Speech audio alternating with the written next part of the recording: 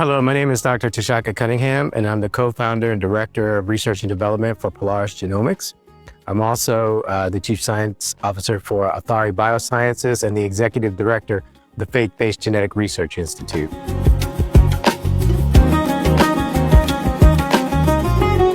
I've had over a 30-year journey in biomedical research, which began when I was a teenager, doing molecular biology research on cancer at the Georgetown Lombardi Cancer Center as a summer intern, and then doing an undergraduate degree in molecular biology at Princeton University, then working in the pharmaceutical industry at Bristol Myers Squibb Pharma in cardiovascular and metabolic drug discovery, and then a PhD at Rockefeller University in molecular biology, followed by postdoctoral work at the Pasteur Institute in Paris and at the National Institutes of Health. And so all of these experiences have really based a foundation in me for a love of the molecular sciences, particularly genetics, and more recently being a founder of a genetics-based startup company, taking all of those lessons learned in the field and watching the field emerge over the last quarter century has been a true delight.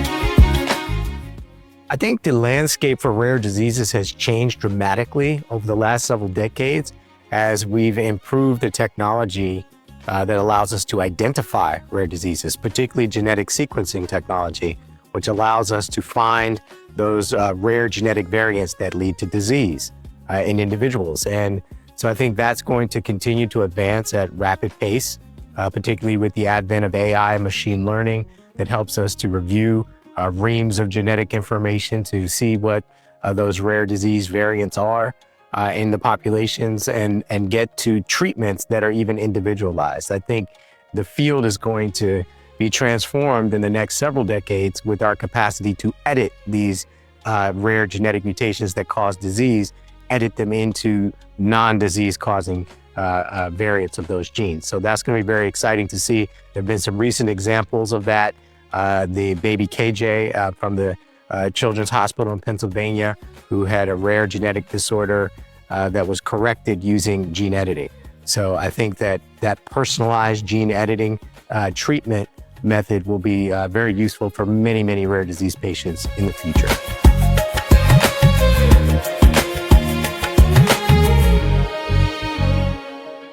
I think some of the challenges that are confronting rare disease patients globally are the disparities in different parts of the world in our capacity to identify those who are at risk for and also suffering from rare diseases. That is, being able to diagnose people equally everywhere. We're not there yet for various reasons, more geopolitical and maybe economic. The technology exists, but we really need to democratize access to that technology just so that all peoples can benefit from it. I think that we as a global society need to lean into that. And once we do, that's gonna improve the health of everyone, including those who are most at risk for rare diseases.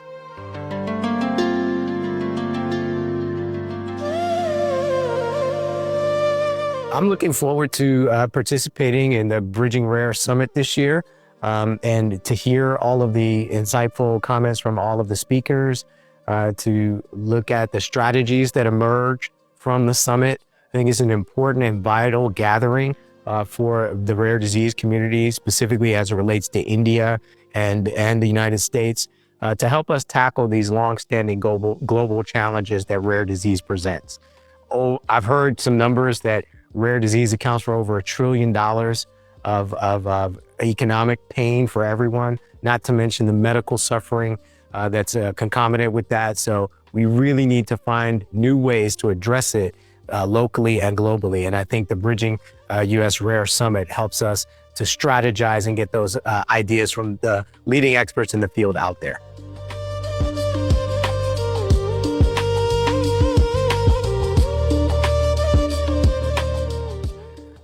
Personally, I'm excited to collaborate with the Indo-US Rare Foundation and the Bridging conference in any way that I can that can be helpful, whether that's by sharing my knowledge and expertise or contributing some ideas onto how we could tackle rare disease by doing things like expanding newborn screening, genetic testing for newborns, things like that. And I'm hopeful that through my participation, not only will I help advance the ball, but also bring much needed attention to this issue here in the United States, as well as in India.